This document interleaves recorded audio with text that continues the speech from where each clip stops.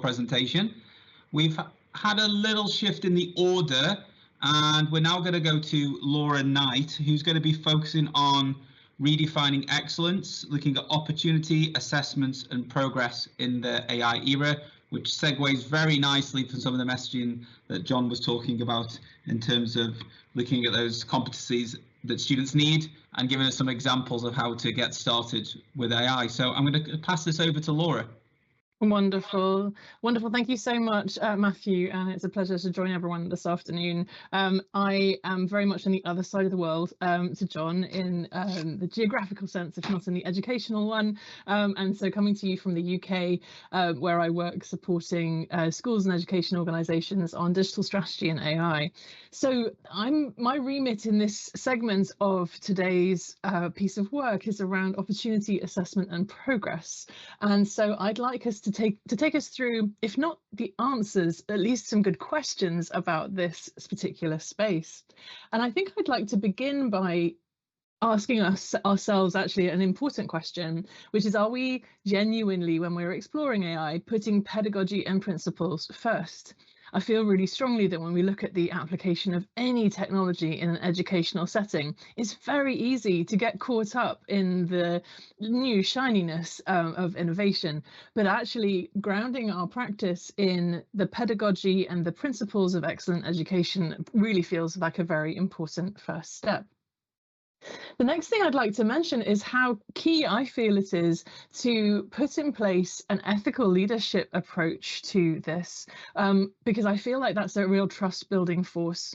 One of the things I've noticed in lots of the schools that I work with around AI is how destabilizing it can be, even in the most positive way. And I know the disruption is often a positive force, but the destabilizing factor can actually have an impact on professional trust and community. And so I think there is a real role to play here for leaders to look deeply at ethical approaches, and particularly thinking around integrity as a key aspect of building trust in their organization, so that AI can be deployed effectively and innovation can be explored safely.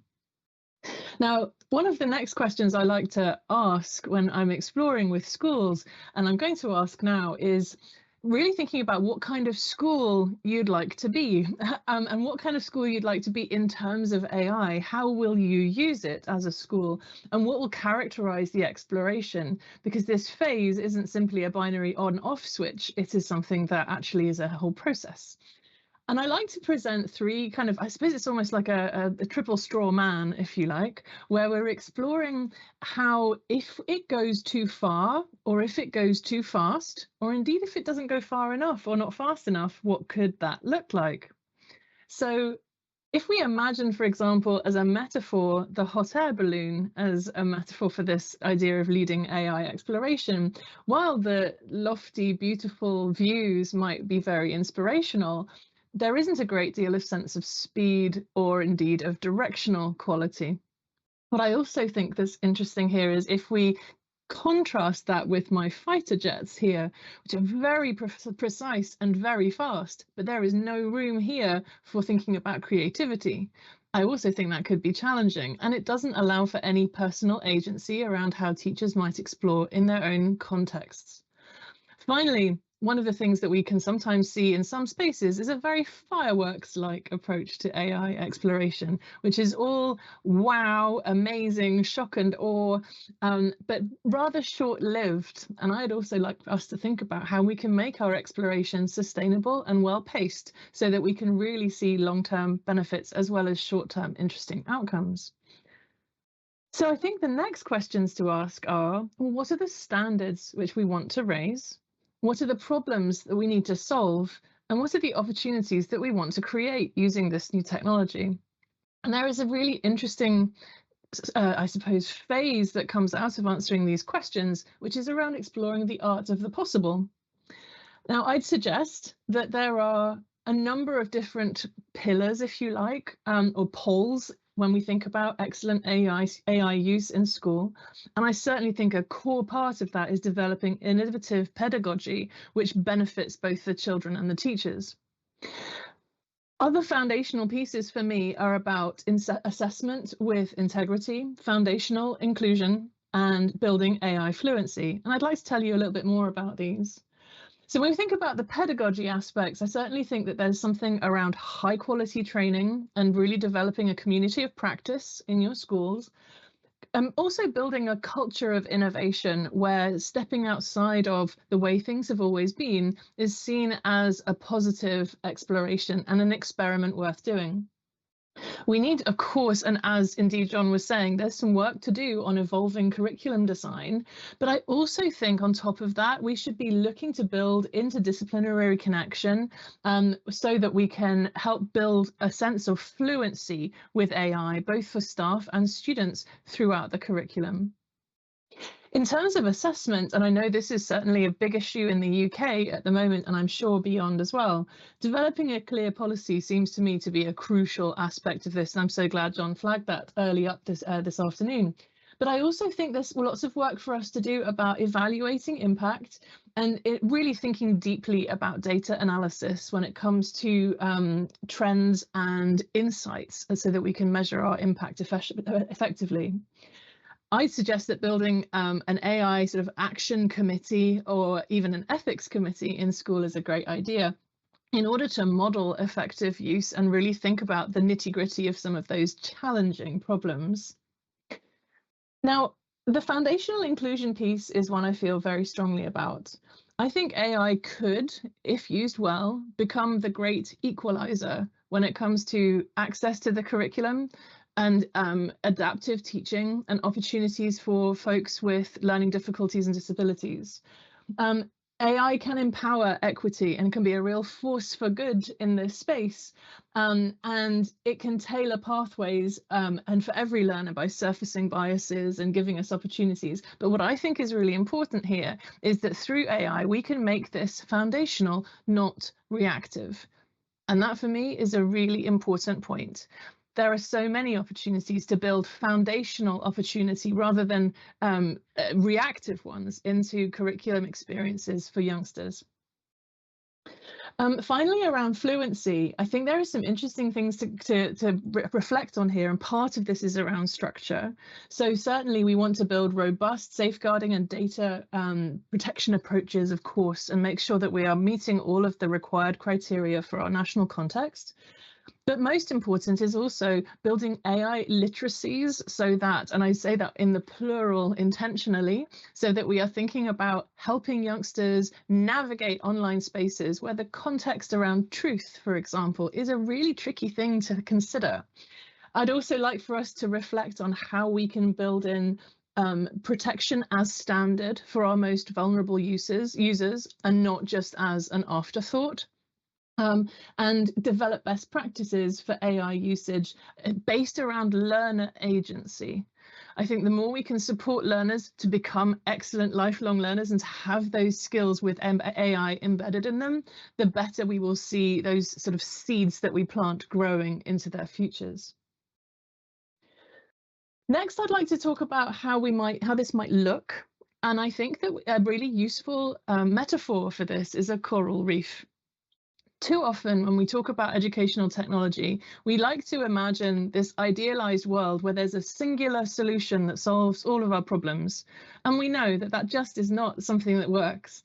So I think a healthier approach to this kind of change is thinking about an ecosystem that resembles a coral reef, where there is harmonious co-creation and adaptation with lots of perhaps micro tools or opportunities for engaging with AI embedded in practice in different ways within an ecosystem that has an overall sense of harmony.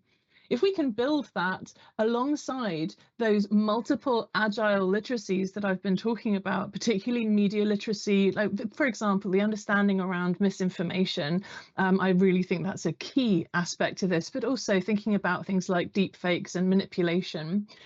These are all opportunities to build a strong sense of what it is to deliver high quality education in the AI era.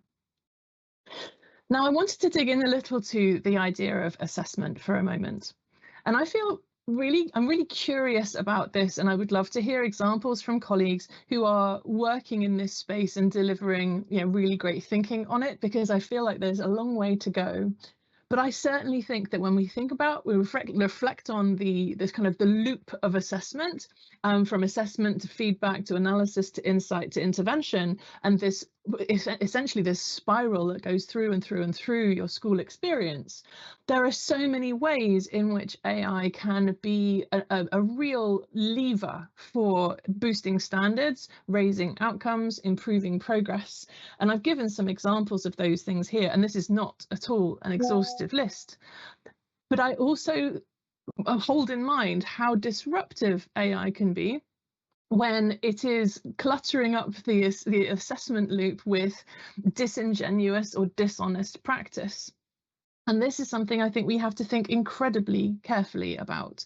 So it's something that there is a great tension around. Teachers, of course, are worried about standards slipping, around young people taking intellectual shortcuts and not engaging with the learning effectively, and about assessments having their integrity compromised in a way that means that that data is not valid and the journey is then no longer as powerful as it might have been.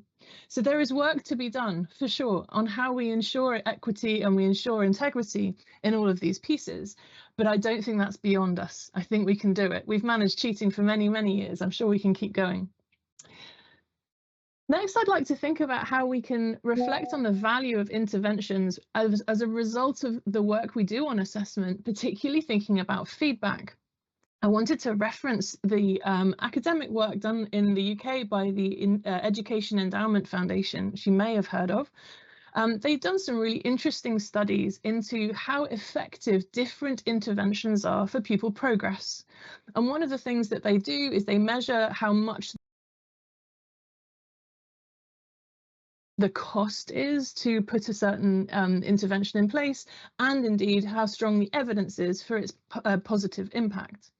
One of the things that it has come out of this work is how feedback, as a high quality feedback for learners, is a really important lever for progress that's also got excellent evidence and has low costs. So therefore it's something that's easy for schools to implement. And I think when we're thinking about how AI can support us with delivering this, one of the ways I like to approach these things is to take a framework that works really well and look at how we can intersect AI with it alongside teacher practice and sort of subject skill and knowledge to deliver even better outcomes than might already be the case. So, for example, I looked at opportunities that we could use this particular framework for high quality feedback, and then use that a series of prompts which could then generate outcomes for a teacher. For example, creating reflection questions aligned on the EEF's focus on self-regulation and improvement. Creating peer feedback guidelines or success criteria so that we could have really constructive peer assessments and curriculum specification, but also looking at how we can, as teachers, summarize feedback, for example, that's given to an entire group. So that you could look at pulling out some of the trends away from the individual and into that sort of more collective approach. There is scope to do some really interesting things here. Now, the next piece of this story is, I think, and I've hinted at it, but I want to just talk a little more about it, is how important it is for us to consider data as a foundational aspect of what's happening here when it comes to improvement. Data is the key currency, if you like, for all of this, I suppose, journey around information, knowledge, insight, action, and impact in a school.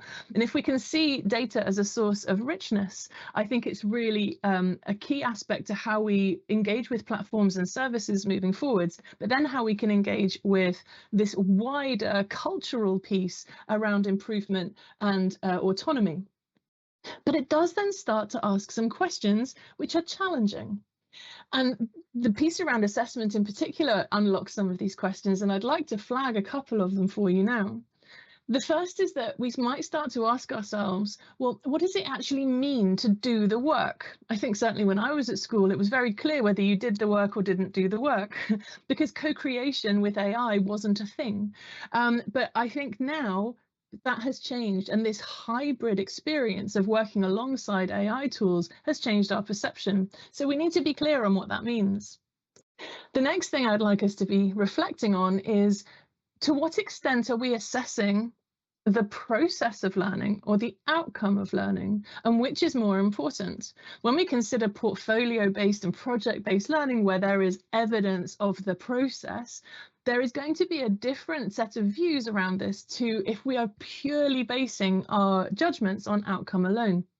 And the extent to which these two things on their scale between them would be robust when it comes to the challenge of AI issues, I certainly think that's worth reflecting on.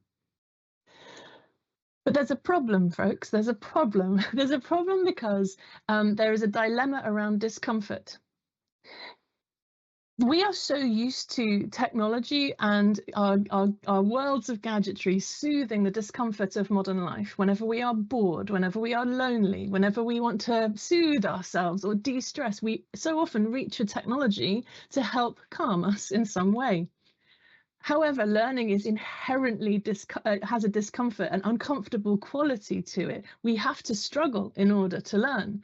And so there is a kind of reflex around seeking to soothe that, which is totally normal and totally in line with our habits, but we are going to have to counterintuitively push back against it in order to retain the integrity of the process and not lose our intellectual connection with the material. And I suppose then, as we head towards the end of my presentation, I want to just mention one important thing around how we think about this.